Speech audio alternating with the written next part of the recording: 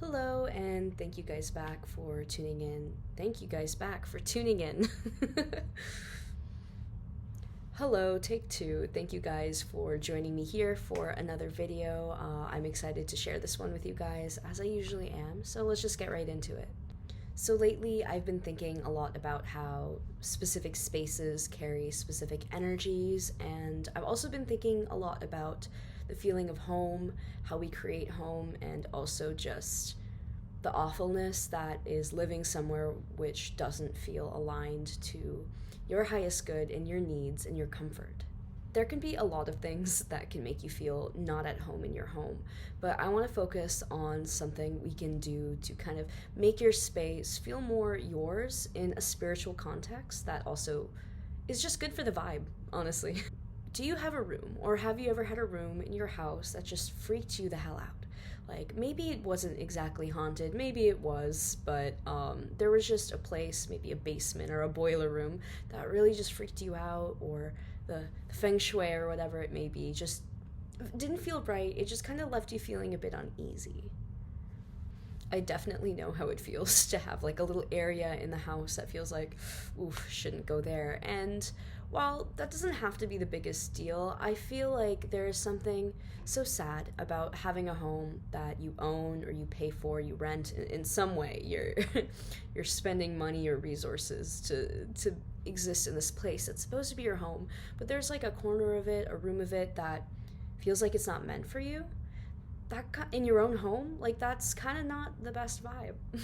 I recently got a download about our homes and our spaces, and about how we tend to view, in most, at least in the society I grew up in, we tend to view homes and houses as physical objects that, yes, we'll put some art up or whatever to imprint that this is our space that we materially own, but there is a deep neglect of the energetic aspect of the home and the spirit of a home. I believe, like any other being, object, plant, rock, thing on this planet, our homes have their own energies, their own frequencies, and their own spirit if you tune into this consciousness.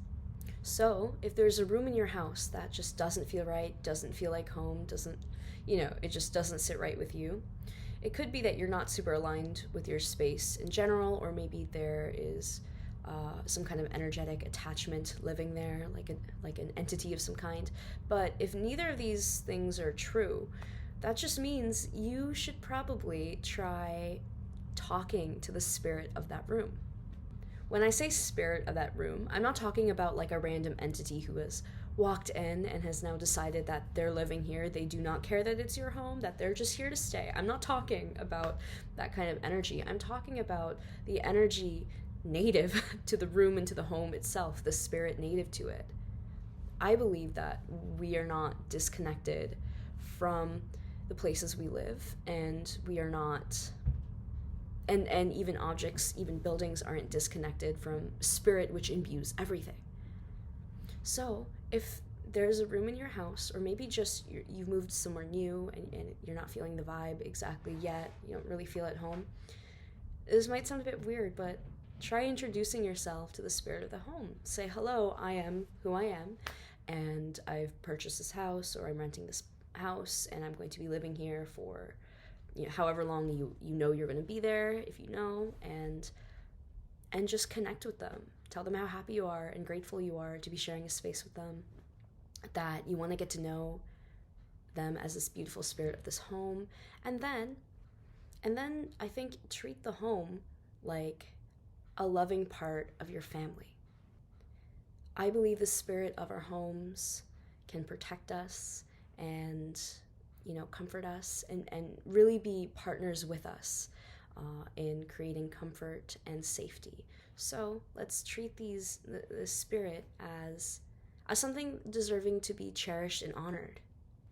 Decorate your room, but don't just decorate it for the sake of making it less ugly. Like, really put some honor and intention. Try and connect with the house and the spirit of the room, and see like what the energy is. What would the spirit of the house think is the best thing there? The things we pour love into serve us much better than the things we neglect.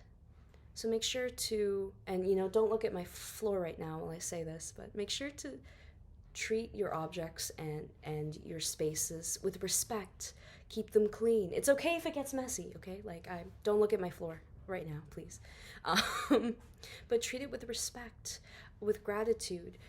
Maybe you can't have like an altar in every room, but have like a central altar in your home, and have something there that is supposed to represent the spirit or before the spirit of your home.